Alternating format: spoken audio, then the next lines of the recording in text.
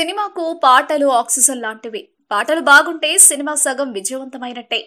అయితే సినిమాకు భారీగా ఖర్చు పెట్టే నిర్మాతలు సింగర్స్ వద్దకు వచ్చేసరికి బాగా పిసినార్లైపోతారట. ఒక సినిమాకు పాడడం కంటే సీరియల్కు పాడితే ఎక్కువ మొత్తం వస్తుందట. ఈ విషయాలను ఓ ఇంటర్వ్యూలో వెల్లడించింది సింగర్ ప్రణవి. ఇప్పటి సింగర్స్ కు ఒక్కో పాటకు 5,000 రూపాయలు మాత్రమే ఇస్తున్నారు.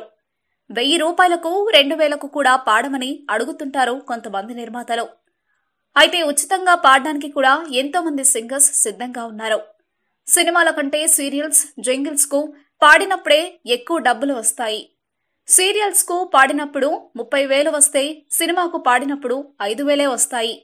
అయితే తక్కువ బడ్జెట్ తో రూపొందిన పెళ్లి చూపులు సినిమాకు మాత్రం నాకు 15,000 రూపాయలు ఇచ్చారు.